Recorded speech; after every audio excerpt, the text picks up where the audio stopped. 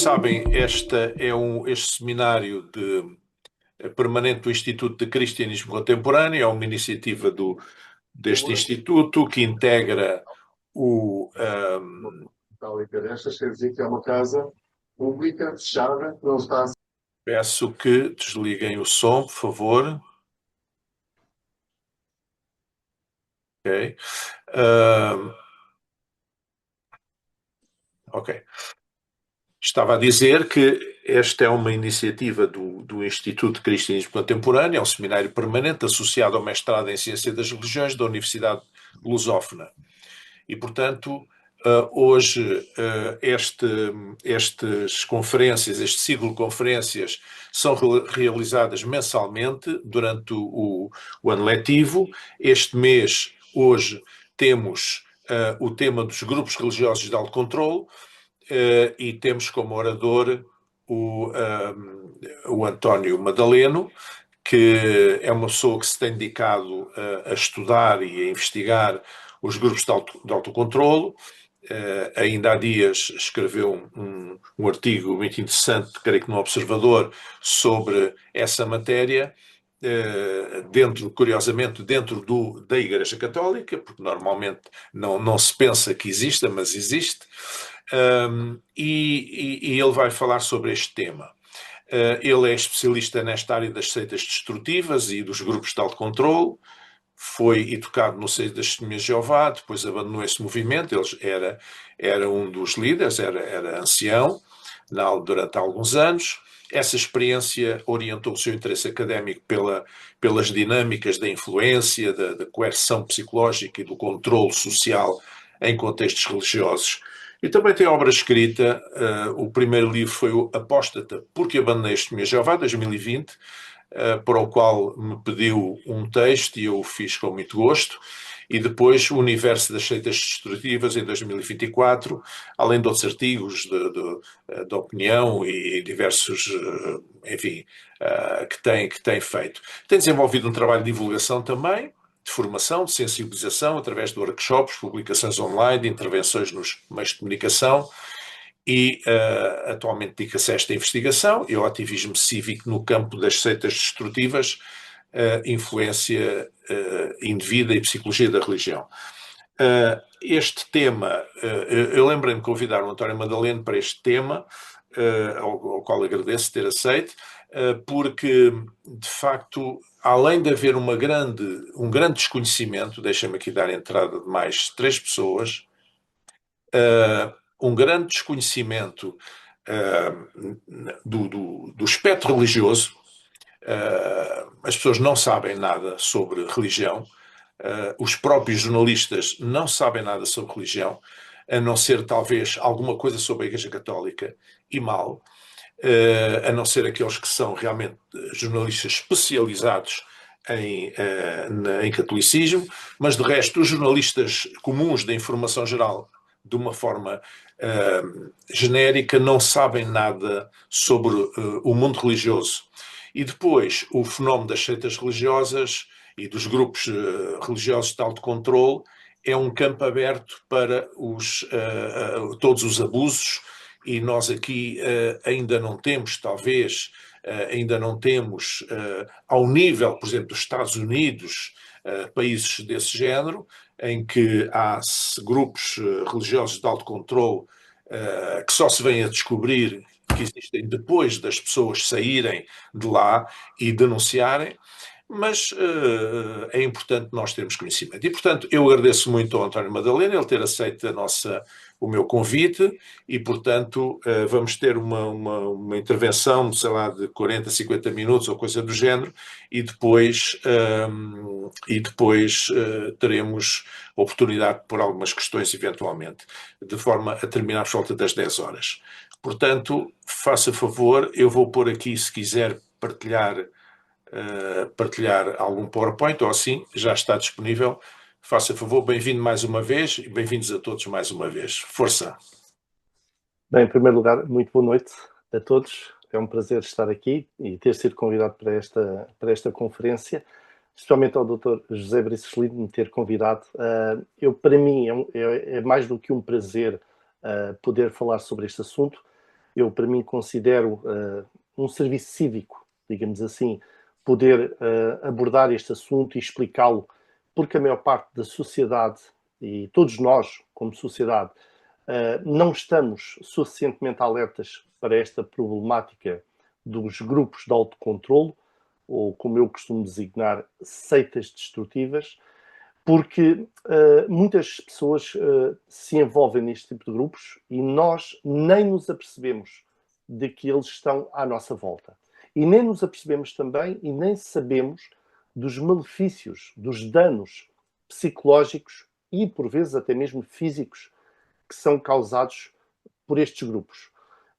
E eu gostava de passar aqui um PowerPoint para, à medida que eu for falando, vocês também irem acompanhando, para podermos, de certa forma, perceber melhor o que é que está por trás da dinâmica destes grupos, como é que eles se podem categorizar, como é que se podem identificar, como é que eles influenciam as pessoas, não é? Qual é o processo psicológico por trás do controlo e da influência nos indivíduos. Eu penso que posso fazer aqui share screen, certo, doutor José? Sim. Ok, muito bem. Eu vou fazer aqui a partilha. Vou fazer aqui a partilha para poder falar com todos vocês e poderem... Penso que agora estão a ver o meu desktop, certo? Não, ainda não. Ainda não. Ainda não estão? Ok. Então, não está a aparecer nada? Não. Estranho. Mas eu tenho aqui na opção de várias pessoas poderem partilhar, não é? Ok. Então, por que ele não está a fazer? Vou tentar ver aqui. Share. Entire screen, window. Vou fazer este aqui. Share.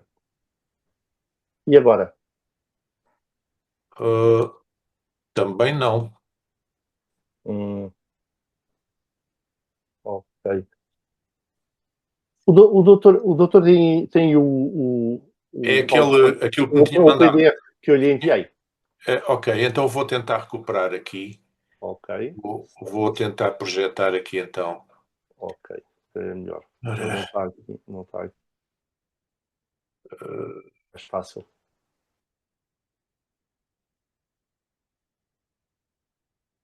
Ok. Vamos tentar agora.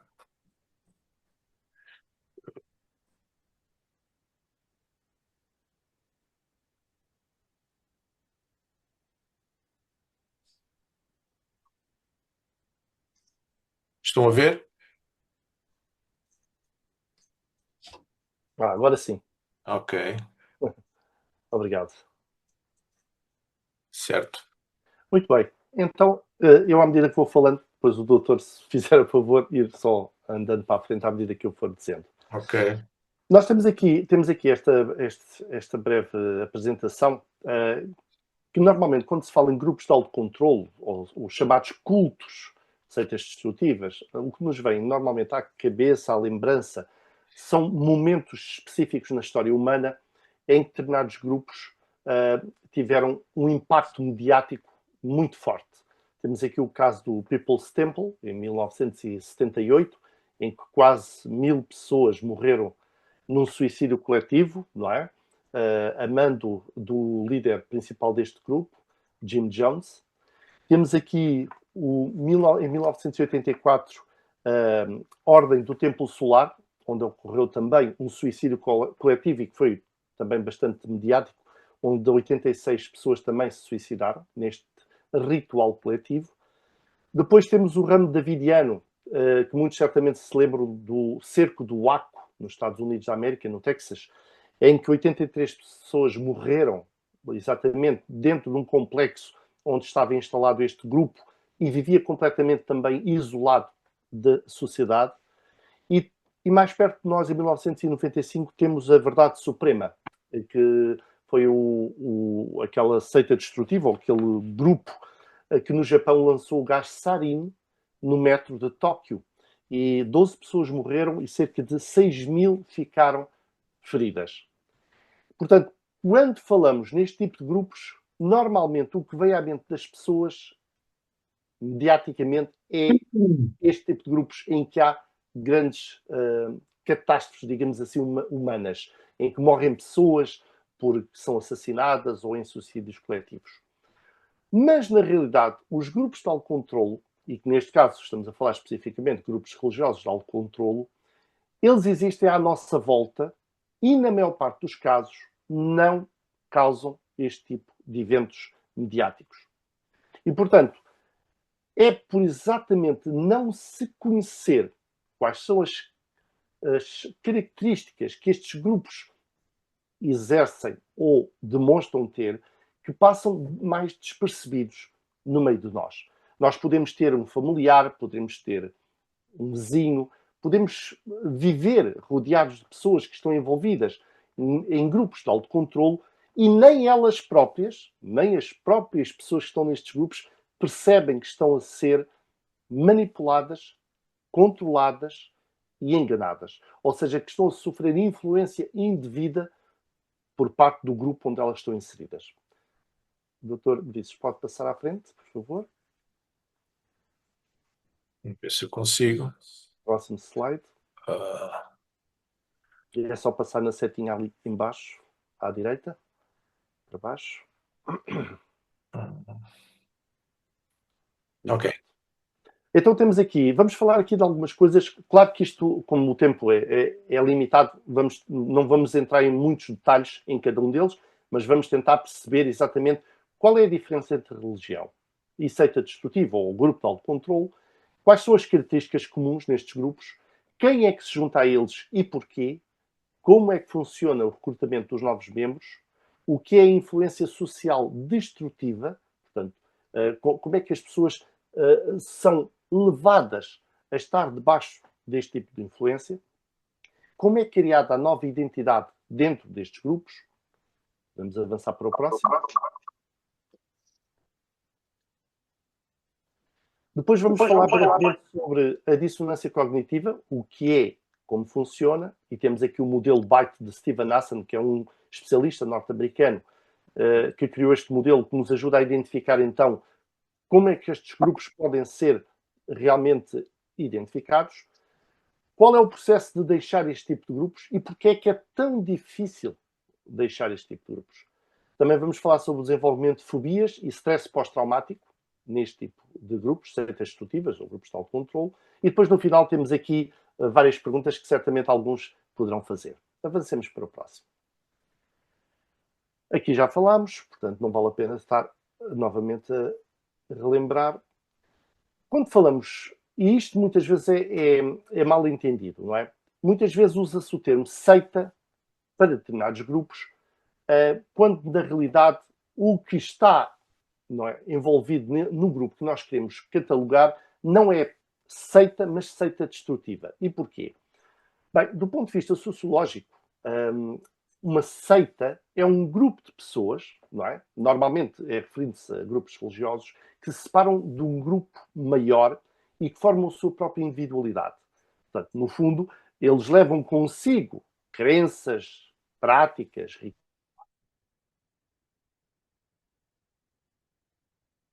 mas recriam dentro da sua individualidade a sua própria forma de adoração, os seus próprios rituais e os significados das crenças religiosas. E formam um novo grupo.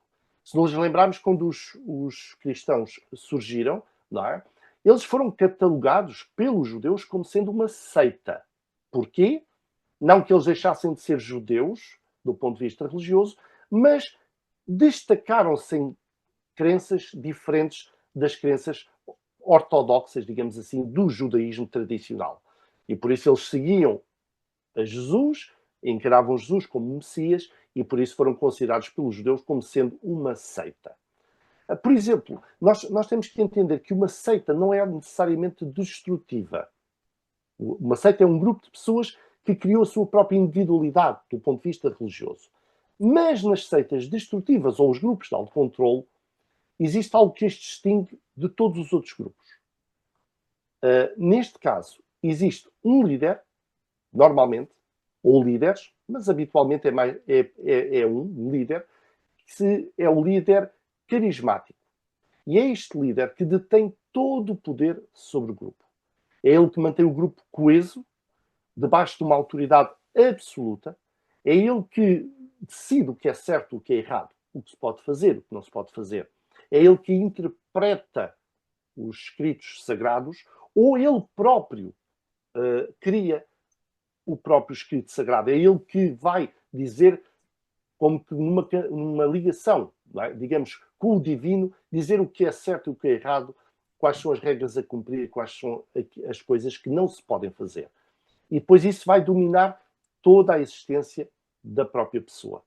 Ou seja, o membro que pertence a uma seita destrutiva, a um grupo de autocontrolo, ele vai estar sempre a cumprir as regras, as leis, não é? As orientações que o líder decide que devem ser feitas. E isso pode implicar tudo na sua vida. Desde o que pode comer, o que pode vestir, qual é a sua aparência, não é? Quantas horas pode dormir, com quem pode casar, que emprego pode ter ou não ter, o que pode ler ou o que não pode ler. Portanto, toda a vida da pessoa fica totalmente controlada por este líder carismático. Podemos avançar para o próximo slide. E vamos então agora chegar aqui a um ponto em que vamos tentar perceber qual é a diferença entre religião e grupo de autocontrolo, ou seita destrutiva. Numa religião, podemos dizer que o poder é hierarquizado, mas não é absoluto. Isto significa que quem está no poder num grupo religioso normal, digamos assim, ele pode ser destituído. Existem, digamos assim, ferramentas internas dentro do grupo para retirar poder e substituir o líder por outro. Mas numa seita destrutiva, um grupo de autocontrole, isso não acontece. O líder é todo poderoso, tem o domínio total sobre tudo, é encarado como se fosse Deus e, portanto, tudo aquilo que ele decide, tudo aquilo que ele deseja, tudo aquilo que ele quer é cumprido sem qualquer questionamento. Outro aspecto é que numa religião normalmente não existe coabitação entre os membros, portanto, eles vivem separados nos seus lares. Por vezes, nem sempre, mas por vezes, nos grupos de autocontrole isto acontece. Muitas vezes, como aconteceu com o Jim Jones, as pessoas deslocam-se para certas zonas mais isoladas e vivem numa espécie de comuna, onde partilham a sua vivência, isolados da sociedade. Não é em todos os grupos, atenção, não é em todos, mas alguns é habitual isso acontecer. Não existe isolamento numa religião, ou seja, a pessoa que pertence a uma religião continua a dar-se e a viver em sociedade, a ter amigos fora da religião, não é? A ter relações familiares normais. Numa seita destrutiva, existe a tendência de isolar as pessoas para dentro do grupo e fazer com que elas passem a encarar todos os que estão fora do grupo como sendo um inimigo, como sendo alguém a evitar, como sendo alguém que não é desejável, porque pode influenciar negativamente a pessoa e pode levá-la a perder a fé no grupo, a perder a fé no líder e a deixar de cumprir com aquilo que o grupo quer que ele pratique. Portanto, depois temos aqui vários outros aspectos. Na religião não existe exclusividade, enquanto numa seita destrutiva ou num grupo de autocontrole muitas vezes existe. Nas seitas destrutivas ou grupos de autocontrole existe a ideia de que apenas aquele grupo salva. Apenas aquele grupo tem o conhecimento verdadeiro, a interpretação, por exemplo, da Bíblia correta. E apenas aquele grupo tem a aprovação divina. E isto é muitas vezes exatamente uma das formas de prender as pessoas dentro do grupo. É fazer com que elas acreditem que apenas por estarem dentro daquele grupo elas vão ter o amor de Deus, vão ter a salvação, vão ter o conhecimento exato da verdade sobre Deus, sobre a Bíblia, ou seja, o que for. Portanto, depois cada grupo tem as suas doutrinas, tem a sua forma depois de impor ou de estabelecer estes critérios doutrinais. Depois existe também a questão do livre pensamento e partilhas de opiniões, que normalmente nas seitas destrutivas isso não acontece. A pessoa não pode questionar o líder, a pessoa não pode duvidar, não pode pôr em causa aquilo que o líder diz. A questão da exclusividade. Numa religião não existe exclusividade, a pessoa pode estar dentro de um grupo religioso hoje e amanhã estar noutro grupo religioso e continuar a ter as amizades normais que tinha antes, enquanto que nas seitas destrutivas, quando a pessoa sai do grupo, a pessoa é encarada como inimiga, como traidora, como apóstata, como alguém que não merece mais qualquer tipo de relacionamento. A questão da doutrinação seletiva é também um dos aspectos que as seitas destrutivas têm. Ou seja, a religião não esconde parte dos seus ensinos. Ou seja, os membros conhecem aquilo que o grupo ensina, conhecem em profundidade todas as doutrinas do grupo, porque ela está disponível para todos. Muitas vezes, nos grupos de autocontrole, o conhecimento é segmentado em grupos. E como existe uma pirâmide hierárquica, apenas os que estão mais perto do líder, ou os que estão no topo da pirâmide, é que têm todo o conhecimento do grupo, sobre o grupo. Não é? As doutrinas reais do grupo. Enquanto que as pessoas que estão na base da pirâmide, muitas vezes, não sabem o que se passa nos bastidores. Podemos agora falar aqui de outros aspectos, mas estão a perceber que existe uma clara diferença entre seita destrutiva ou grupo de autocontrole e religião. Acima de tudo, na religião existe liberdade. Acima de tudo existe liberdade. A pessoa pode ser um indivíduo pleno, pode decidir por si próprio o que vestir, o que comer, com quem se relacionar. Pode questionar, pode duvidar, pode até nem pôr em prática tudo aquilo que o grupo diz que é para fazer. Numa seita destrutiva, o controle é absoluto. Não existe essa possibilidade. Vamos avançar. Isto o tempo é limitado, portanto não dá para estar a ver todos os pormenores. Mas eu depois, no final, gostava de partilhar com todos um PDF onde tem um estudo de caso, neste caso aplicado às testemunhas de Jeová, mas que vai muito além das testemunhas de Jeová e que serve para todo o tipo de grupos de autocontrole. E que vão estar certamente muito interessantes. Neste aspecto, características comuns nas seitas destrutivas é liderança autoritária, engano e controle mental, ou influência indevida. A liderança autoritária significa que existem grupos com líderes que vão comandar, que vão ditar, que vão exercer um controle absoluto, ou praticamente absoluto, sobre os membros. E este controle, este poder e autoridade, vai ser usado para enganar, para manipular e para roubar a individualidade dos seus membros.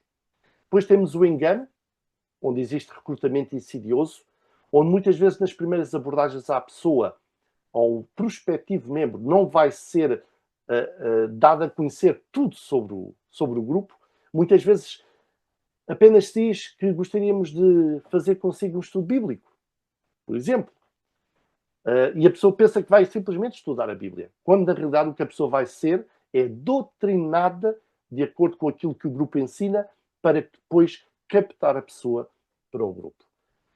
Membros usam de franqueza e sinceridade para com o líder, mas isto muitas vezes não acontece em retorno.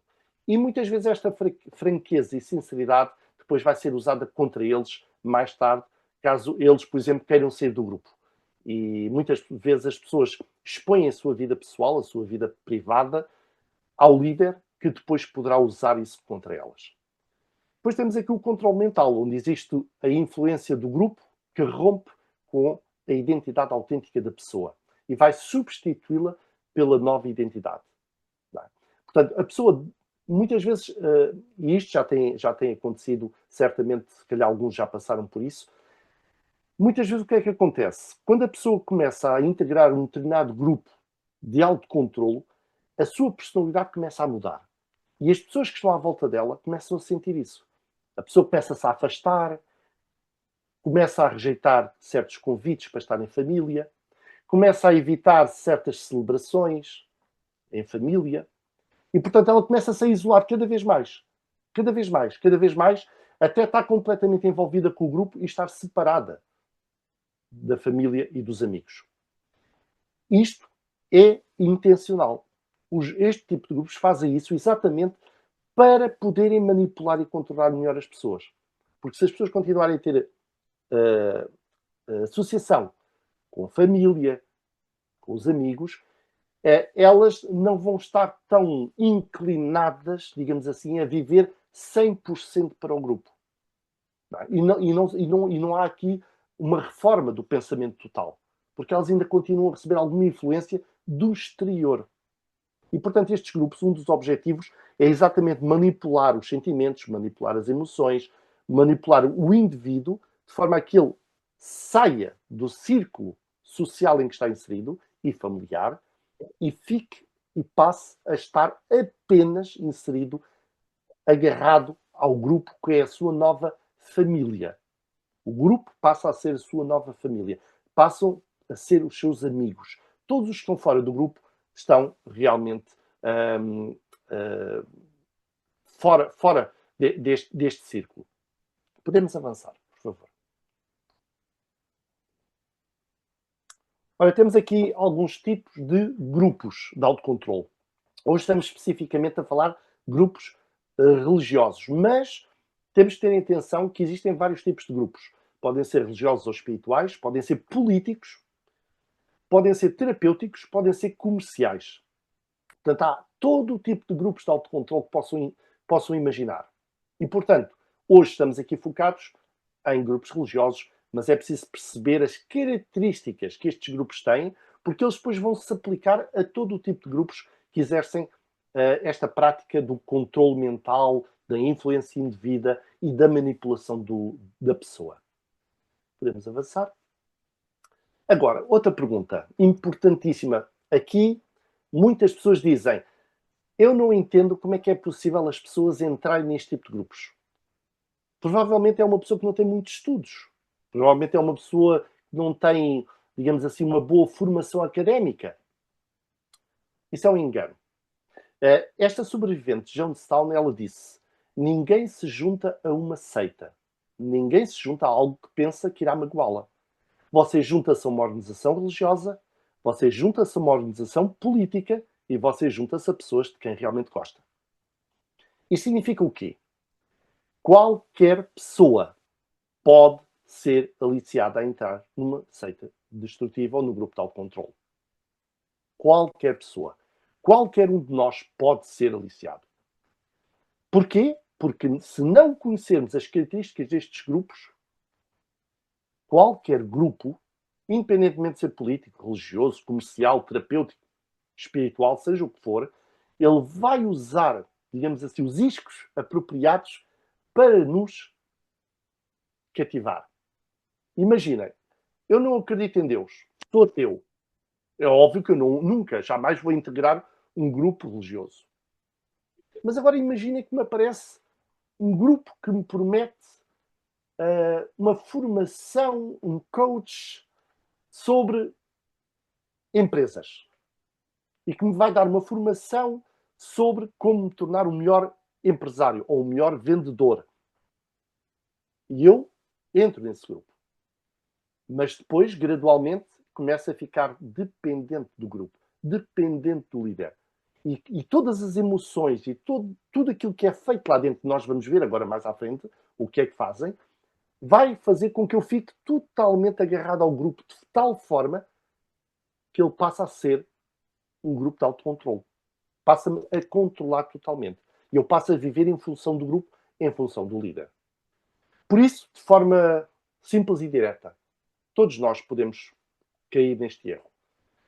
Pessoas com elevado senso de justiça e idealismo podem ser aliciadas a entrar num grupo que promete lutar contra as injustiças sociais. A pessoa quer mudar o mundo e aparece num grupo que promete essa mudança, que diz que tem o poder, tem o conhecimento, tem um líder com ideias inovadoras. Infelizmente, há pessoas que se envolvem também com estes grupos. Também pessoas que sofreram ou sofrem com a perda do ente querido. Isto é o que mais acontece quando a pessoa está emocionalmente debilitada porque aconteceu algo trágico na sua vida ou porque está a passar uma fase difícil da sua vida. Aparece alguém que lhe promete uma esperança, que lhe diz que tem algo que vai partilhar com ela que a pode ajudar a superar aquela fase. E a pessoa de bom grado acha que aquilo é bom. E à partida, será. O problema é o que vem depois. Pessoas talvez que passem por tribulações, situações atribuladas na sua vida pessoal. Talvez um mau casamento, um mau divórcio. Não é? Relações familiares instáveis. Seja o que for. Tudo pode ser um pretexto para que um grupo se aproxime de nós e nos convença de que ele pode nos ajudar a superar essa fase da nossa vida. E é aqui que muitas pessoas acabam por integrar este tipo de grupos. Só para vocês entenderem, a minha mãe tornou-se... Ela foi recebeu uma testemunha de Jeová à porta, tinha eu 1 ano de idade, e ela estava à beira do suicídio. Estava emocionalmente debilitada, estava profundamente deprimida, quando as testemunhas de Jeová lhe bateram à porta, com uma esperança sobre um futuro paraíso na Terra. A minha mãe aceitou a mensagem, começou a estudar com as testemunhas de Jeová, e eu cresci dentro deste grupo, e a minha mãe também se tornou testemunha de Jeová, obviamente. Foi exatamente uma fase como esta, uma fase de emoção debilitada, de profunda depressão e de uma situação que realmente era muito, muito, muito problemática. E isto é o que mais acontece, infelizmente. Podemos avançar, por favor. Agora, como é que funciona o recrutamento de novos membros? Bem, de acordo com os professores de Psicologia Philip Zimbardo e Michael Lepp, o recrutamento destes grupos normalmente tem estas características. O recrutamento inicia-se com pequenos compromissos iniciais e vai aumentando gradualmente para maiores compromissos. Por exemplo, venha assistir a uma reunião. Tem um estudo bíblico. Olha, vamos fazer um convívio. Quer estar connosco? Vamos fazer uma refeição. Ou seja, pequenos passos para inserir a pessoa dentro do grupo. Depois, este tipo de grupos também usam muitas vezes as opiniões dos membros mais destacados na sociedade. Atores são muito usados neste tipo de grupos, ou cantores. Pessoas que têm um mediatismo muito grande e que depois nós olhamos e dizemos mas eles têm pessoas famosas dentro do grupo. Têm cantores, têm atores, têm médicos, têm advogados, têm juízes. Não é uma seita destrutiva, não é um grupo de autocontrole. Portanto, muitas vezes estas pessoas são usadas como aliciamento para recrutar mais membros. Também, este tipo de grupos mantém o recém-chegado membro muito ativo dentro do grupo. Para quê? Para que ele não tenha tempo para refletir no que está a acontecer e na manipulação que ele está a sofrer. Dentro destes grupos, normalmente, há atividades muito intensas, semanais, diárias. Não é? Muitas vezes há quase um horário durante o dia que a pessoa tem que preencher com práticas, com rituais, com seja o que for, em prol do grupo. Para quê?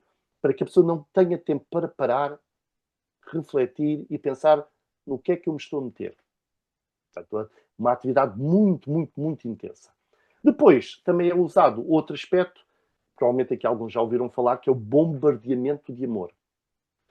Imaginem chegarem a um local e toda a gente vos receber de braços abertos.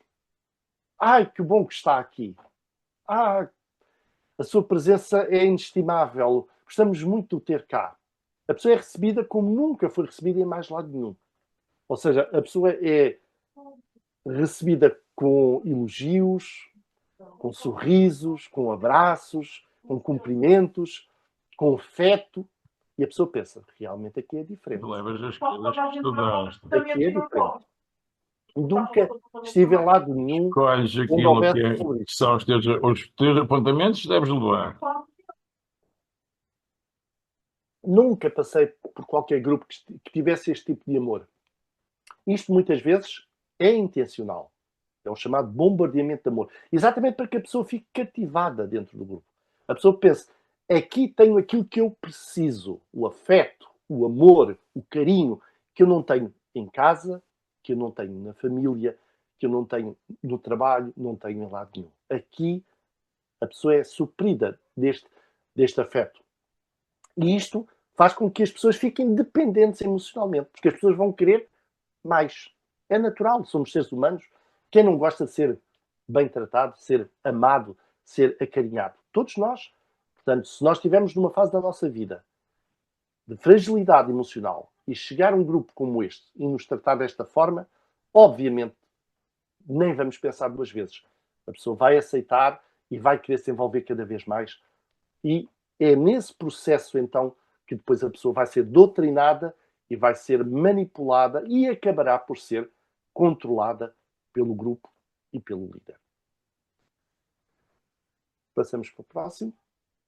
Agora temos aqui a influência social destrutiva. Esta influência social destrutiva, segundo o Dicionário de Psicologia, designa a modificação desencadeada nos julgamentos, opiniões e atitudes do indivíduo, pelo facto de tomar conhecimento dos de outrem.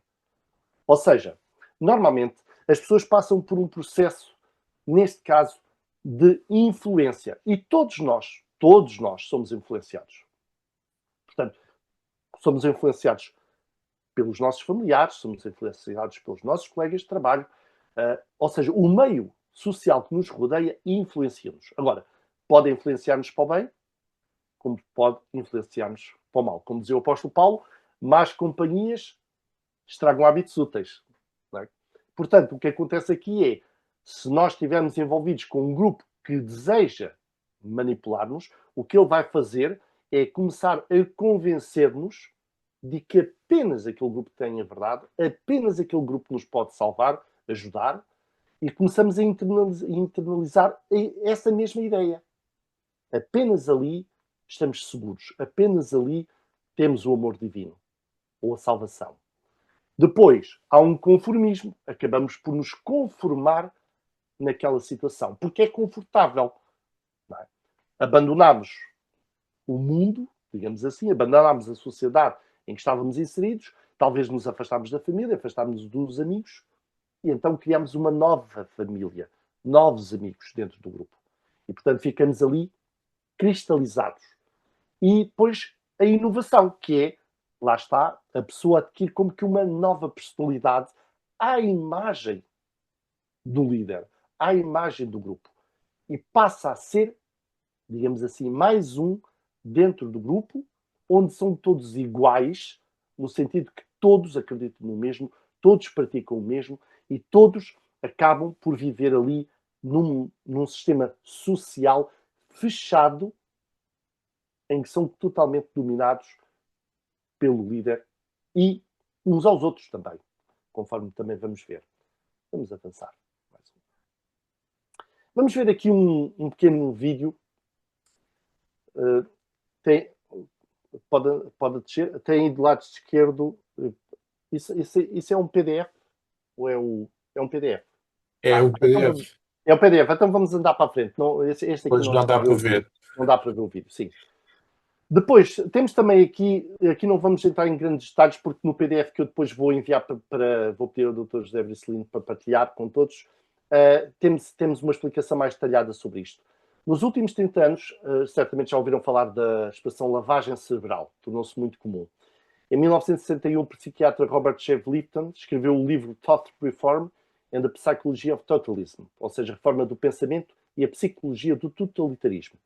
E ele escreveu este livro depois de ter estudado os efeitos do controle da mente em prisioneiros de guerra americanos na China comunista. E aquilo que ele enumerou, estes 8 aspectos que ele enumerou, mostram claramente como a pessoa é, digamos assim, totalmente dominada e controlada dentro do grupo.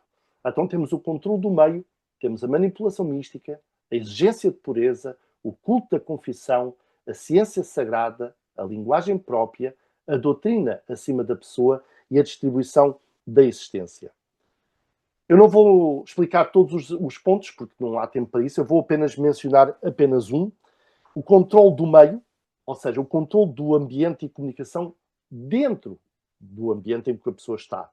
E isto inclui não apenas controlar as pessoas que se comunicam dentro do grupo, mas especialmente com a comunicação fora do grupo. Envolve também o modo como o grupo entra na mente da pessoa e controla o seu diálogo interior. E há aqui algumas perguntas que eu vou deixar para reflexão. É o seu grupo reservado para com os de fora acerca do seu funcionamento interno, ensinos, atividades ou crenças? Será que o seu grupo retém informação aos recém-convertidos? É a comunicação no âmbito dentro e fora do seu grupo controlado ou censurado de alguma maneira? Você vê cada vez menos a sua família ou amigos que não pertencem ao seu grupo ou que não subscrevem o sistema de crenças do seu grupo? São apenas algumas perguntas para reflexão. Que a pessoa deve ter em mente quando se está a envolver com um grupo? Porque lá está, eu volto a reforçar, qualquer um de nós pode entrar num grupo que não sabe que é de autocontrole. Mas há aspectos que esses grupos vão dando, não é? Pistas que eles nos vão lançando e que temos de estar atentos. E é ao estarmos atentos a essas características, a essas pistas que eles nos vão dando, que nós podemos começar a pensar: há aqui qualquer coisa estranha. E é a partir daí que nós vamos começar a perceber: é ou não é uma seita destrutiva ou um grupo de autocontrole? Vamos avançar, por favor.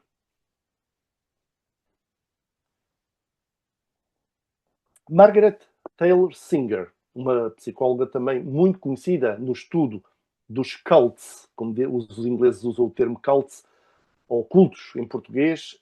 Lavagem cerebral também é realmente falada muito nestes livros, porque é uma expressão que foi usada a partir do chinês Wittgenau, que é lavar o cérebro, e isto descreve o processo pelos quais os americanos capturados na Guerra da Coreia eram levados a reverter a sua lealdade e a confessar crimes de guerra fictícios.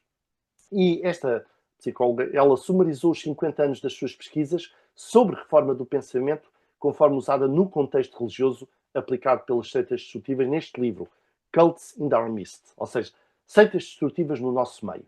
E é um livro, eu também o tenho aqui na minha biblioteca, que eu aconselho também todos a terem.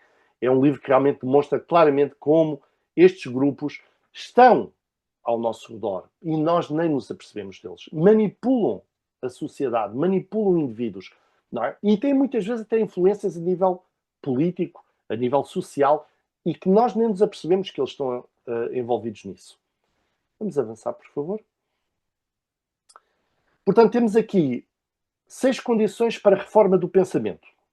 E a reforma do pensamento é exatamente esta mudança que ocorre dentro do indivíduo, em que ele passa a estar totalmente dependente do líder e do grupo. Ou seja, ganhar o controle do tempo da pessoa, especialmente o tempo mental, o ambiente físico, criar essa sensação de impotência, medo e dependência, enquanto providencia modelos que demonstram um novo ideal de comportamento, e é por isso que as pessoas começam a mudar a sua personalidade, os seus hábitos, não é?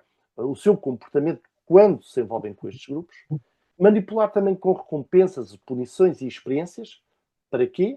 Para suprimir o anterior comportamento social e atitudes, e isto inclui, muitas vezes, não em todos os grupos, mas em alguns deles, estados alterados de consciência. Alguns até recorrem inclusivamente a drogas para este fim, ou então a estados de quase, ou mesmo hipnose de grupo.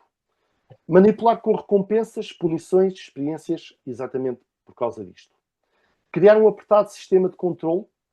Isto é muito importante. Dentro destes grupos existe um apertado sistema de controle e vigilância de uns para com os outros. É por isso que dentro destes grupos, se alguém vir um membro a fazer algo ou a dizer algo que vá contra o líder ou vá contra as regras do grupo, a pessoa tem a obrigação de ir delatar essa pessoa. Portanto, é quase um sistema pidesco, digamos assim, que existe dentro destes grupos. Também manter os principiantes aliados e desinformados de que existe uma agenda realmente para controlá-los e mudá-los. A chamada reforma do pensamento é impossível de atingir quando a pessoa está a funcionar com a sua plena capacidade mental e com consentimento informado. Ou seja, que a pessoa está a par de tudo sobre o grupo. A sua história, as suas regras, o que é que se passa nos bastidores. Muitas vezes as pessoas não sabem o que se passa, como é que são tomadas as decisões, como é que são interpretadas as doutrinas, não é? Muitas vezes é tudo criado uma aura mística para que a pessoa seja levada a entender que tudo aquilo decorre debaixo de um arranjo divino, debaixo de uma influência divina, não é? Ou debaixo de algum tipo de iluminação, porque há hoje, por exemplo, cada vez há mais gurus, não é? que afirmam ter, digamos assim, um intelecto, uma iluminação superior, e muitas vezes não é necessário estar relacionado com o divino, mas existe aqui uma aura mística por trás deles, que também leva as pessoas a segui-los, lá está, sem qualquer senso crítico. E tornam-se totalmente dependentes deles e muitas vezes sofrem na pele depois o que eles acabam por fazer com essas pessoas. Ainda agora tivemos, não sei se ainda se já viram, mas temos, por exemplo, no Observador um podcast que saiu recentemente, chama-se A Seita do Yoga. Eu aconselho todos a ouvirem esse podcast. Está no Observador. A Seita do Yoga. Eu fui convidado a participar nele como especialista e realmente mostra claramente como mulheres, muitas delas com formação académica, mulheres inteligentes, mas que se envolveram com uma escola de yoga que, na realidade, foi uma porta de entrada para abusos. Ok? Portanto, é preciso ter muito cuidado com este tipo de grupos. Vamos avançar, por favor. Temos aqui uma estrutura autoritária de uma seita destrutiva. Ou seja, temos o líder, ou os líderes, no topo, só eles decidem, só eles têm o conhecimento absoluto sobre o grupo, são inquestionáveis, eles são totalmente e absolutamente dominadores sobre todos, são eles que decidem tudo o que as pessoas podem fazer ou não fazer. Depois temos os sublíderes, que normalmente estão muito perto dos líderes, são eles que recebem muitas vezes as ordens, que depois passam para os de baixo, não é? Os membros devotados, e depois temos membros comuns, membros marginais, e depois às vezes ainda mais marginais, que são simpatizantes, digamos assim, do grupo. Mas normalmente estes grupos têm uma estrutura hierárquica muito rígida, muito bem definida. Não é? Para quê? Para que tudo venha do líder para baixo. Não é? E as pessoas que estão na base da pirâmide encaram que tudo o que vem de cima é para obedecer, sem questionar, sem duvidar, sem qualquer sentido crítico. O escritor Ronald Herrod, no seu livro Igrejas que Abusam, ele identificou 5 categorias pelas quais se pode identificar uma religião abusiva. E temos aqui a autoridade e poder, que é uma delas. E muitas vezes estas igrejas, podemos chamar-lhes assim, usam mal e distorcem o conceito de autoridade espiritual. Ou seja, o líder vai usar o seu poder, a sua influência, para reclamar para si uma autoridade que não lhe compete. Muitas vezes, ele até mesmo faz com que as pessoas obedeçam a coisas que vão prejudicar essas mesmas pessoas. Portanto, mas sempre para beneficiar o líder. E, por exemplo, temos aqui, muitas vezes, a extorsão financeira. Muitas vezes existe isso neste tipo de grupos. Ou seja, o líder está numa posição de tal modo abusiva que ele vai usar a sua influência para angariar, para extorquir financeiramente os seus membros, expoliá-los mesmo dos seus recursos financeiros, dizendo que esse dinheiro vai para Deus. E é uma forma, obviamente, de abuso de poder dentro deste tipo de grupos. Temos aqui também manipulação e controle, onde existe aqui muito medo, uma influência de culpa, de ameaças sobre os membros. Muitas vezes dentro destes grupos diz-se que se a pessoa sair do grupo, ela vai sofrer uma punição divina, que ela vai sofrer uma maldição, que ela vai ter problemas de saúde, que ela vai perder a vida, etc, etc, etc. Ou seja, tudo é usado para prender a pessoa psicologicamente dentro do grupo e ela tenha medo de sair. E é por isso que é tão difícil as pessoas saírem destes grupos. Porque depois de acreditarem que aquele grupo é realmente um grupo que tem a bênção de Deus, ou tem o Espírito de Deus, a pessoa vai ter medo e vai encarar aquilo que o líder diz como se viesse da boca do próprio Deus. E isso é muito complicado de tirar da mente da pessoa. Temos também o elitismo e perseguição. Muitas vezes estas igrejas usam, digamos assim, as suas experiências negativas, não é, de perseguição para dizerem que apenas elas são perseguidas porque apenas elas fazem a vontade de Deus. Apenas elas têm a bênção divina. E por isso o mundo as persegue. Muitas vezes é aqui uma questão de elitismo. Nós somos os verdadeiros cristãos, ou nós somos os verdadeiros seguidores de Cristo, e por isso somos perseguidos. Temos também o estilo de vida e experiência, onde há uma rigidez de comportamento e de crença muito fortes, em que tudo aquilo que a pessoa pode fazer ou não pode fazer é estipulado. Ou seja, existe pouca base para a consciência individual. Portanto, a pessoa tem tudo estabelecido, não é? As regras todas ditadas pelo líder, pelo grupo, daquilo que pode, daquilo que não pode fazer, daquilo que pode vestir, daquilo que não pode vestir, o que pode ler ou ver, etc, etc, etc. Temos também dissidência e disciplina. Obviamente, aqui a dissidência e disciplina é realmente uma arma muito forte para prender as pessoas, porque as pessoas ficam com medo de sair, ficam com medo de questionar, porque sabem que se o tentarem fazer, vão perder a família, vão perder os amigos que estão dentro do grupo. Portanto, existe aqui realmente uma manipulação de incutir o medo das pessoas para elas não saírem do grupo e não desobedecerem ao grupo. Temos aqui um quadro, uma tabela, que é o contínuo de influência do modelo Byte, e este modelo também é muito útil para se perceber, digamos assim, o que é construtivo dentro de um grupo e o que é destrutivo dentro do grupo. E por isso, nós temos de ter a noção de que, seja em que tipo de grupo for, ele pode ser positivo ou pode ser destrutivo. Até mesmo em empresas isso pode acontecer. E esta tabela mostra exatamente o que é positivo, o que é saudável e o que é destrutivo ou doentio. Vamos avançar, por favor. Mais um. Pode avançar mais um. Agora, como é que é criada a nova identidade? Existe aqui o descongelamento, no qual é quebrada a personalidade individual. Existe a mudança, no qual o indivíduo torna-se vítima de doutrinação. E, por fim, o congelamento, no qual o indivíduo reforça a nova identidade dentro do grupo. Cristaliza esta nova identidade. Vamos avançar. Acontece aqui algo muito interessante dentro destes grupos, que é a dissonância cognitiva. O que é a dissonância cognitiva? A dissonância cognitiva é, na realidade, um conflito interno dentro do indivíduo. A partir do momento que ele é confrontado com factos que vão contra as suas crenças mais profundas, ele sente como que uma luta interna. E é esta luta interna dentro do indivíduo que vai ditar se ele vai deixar o grupo ou se vai permanecer fiel ao grupo. E muitas vezes o que acontece é que quando alguém é confrontado com factos que vão contar as suas crenças mais profundas, não é? Ou que vai expor, por exemplo, o líder ou o grupo, muitas vezes a pessoa acaba ainda por ter mais fé no grupo. Porquê? Porque já foi doutrinada dentro do grupo que os inimigos do grupo vão mentir sobre ele. Vão tentar enganar a pessoa para que ela abandone o grupo e abandone o líder.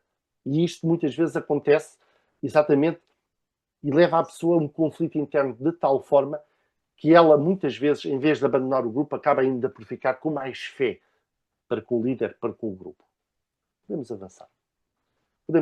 Isto, o tempo não para.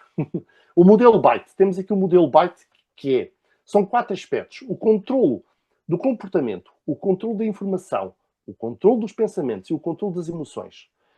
Quando um líder ou um grupo detém estes 4 componentes do indivíduo, isso significa que o indivíduo está totalmente dominado pelo líder. Significa que ele está totalmente debaixo da influência indevida que esse líder e que esse grupo tem. O Steven Hassan, ele criou exatamente este modelo Byte para percebermos como funcionam estes grupos e como é que os indivíduos são captados para ele e ficam completamente manipulados, controlados dentro dele. Vamos avançar. Temos aqui vários aspectos do controle do comportamento, como regular a realidade física do indivíduo. A maior parte do tempo é gasto dentro do grupo, com rituais, com doutrinação, com a leitura de publicações, com o visionamento de vídeos. Requer permissão para maiores decisões. Por exemplo, no controle de informação, é minimizado o acesso a fontes exteriores ao grupo. É compartimentada a informação de doutrinas entre nós versus eles. É encorajado a espiar outros. É também usado um extenso uso de informação e propaganda produzida pelo grupo e muitas coisas que realmente continuam a apertar o cerco, digamos assim, ao indivíduo e a fazer com que ele fique totalmente dependente do grupo. Podemos avançar? Temos o controle do pensamento. Ao membro é requerido que interiorize a doutrina do grupo como sendo a verdade. É usado até mesmo uma linguagem própria dentro do grupo, que as pessoas de fora do grupo nem sequer vão entender o que eles estão a falar. Muitas vezes as palavras readquirem um novo significado, exatamente para que seja uma linguagem própria utilizada apenas dentro do grupo. O controle emocional manipula as emoções, manipula realmente o indivíduo, de forma a que ele fique dependente do grupo e não queira sair do grupo ou tenha medo de sair do grupo. Vamos avançar. Agora, deixar uma seita destrutiva ou um grupo de autocontrole é muito difícil. Como dizia Margaret Taylor Singer, a maioria dos grupos trabalham arduamente para prevenir deserções. Alguns ex-membros citam avisos de condenação celestial contra eles, seus antepassados e seus filhos. Visto que muitos veteranos de seitas retêm algum resíduo de crença nas doutrinas da seita, apenas isto pode ser um fardo horrível. E, portanto, as pessoas ficam dependentes emocionalmente do grupo, ficam cativas do grupo e acreditam que se saírem do grupo, elas vão sofrer. Conforme eu disse, maldições, a perda da vida, a perda da saúde, o desemprego, vão perder o amor de Deus, seja o que for. Vamos avançar. Há, inclusivamente, o desenvolvimento de fobias de stress pós-traumático nestes casos. Muitas pessoas desenvolvem medos ou fobias quando abandonam os grupos. Ainda vem à sua mente, e se eles tinham razão? E se eu é que estou errado? E se eu saí e afinal eles é que têm a verdade sobre a Bíblia, sobre Deus, e eu vou ser destruído? Ou vou no Armagedon, conforme alguns ensinam, ou vou para o inferno, ou seja o que for. Portanto, cada grupo depois tem as suas formas de doutrinação. Podemos avançar? Portanto, aqui as fobias têm um papel muito importante em prender os membros e a exercer este medo realmente para os indivíduos. Faz com que eles tenham realmente uma dependência emocional muito forte. Os líderes são hábeis em manipular exatamente estes medos. E temos aqui, por exemplo, algumas fobias com respeito à saúde física, não é? Coisas horríveis que as pessoas têm medo que lhes aconteça porque saíram do grupo. Podemos avançar. Por exemplo, saúde psicológica. Outros aspectos que as pessoas realmente depois têm medo porque abandonar o grupo ou por não abandonar o grupo por terem medo deste tipo de coisas que possam acontecer na sua vida. Agora imaginem o que é estar dentro de um grupo e ter este tipo de medos. Muitas vezes nós nem nos apercebemos do pavor que isto causa no indivíduo, na instabilidade psicológica que se cria no indivíduo, o terror, não é? Que isso provoca. Eu conheço pessoas, não é o meu caso, mas eu conheço pessoas que foram testemunhas de Jeová, que deixaram as testemunhas de Jeová, e às vezes ainda vem à sua mente o medo de morrer destruídas por Deus no Armagedon. O Armagedon para as testemunhas de Jeová é a guerra que Deus vai travar contra toda a humanidade, em que apenas só as testemunhas de Jeová serão salvas para o paraíso. Portanto, agora imaginem o que é vir uma catástrofe e imediatamente vem à mente da pessoa o medo de que aquilo possa ser um sinal de que o Armagedon está prestes a acontecer e que ela vai ser destruída se ele vier. Portanto, são realmente fobias muito fortes que ficam gravadas na mente da pessoa. Por isso, o objetivo das seitas destrutivas não é somente manter emocionalmente cativos os seus membros, mas é mantê-los dependentes, completamente submissos à liderança. Isto reflete-se em quê?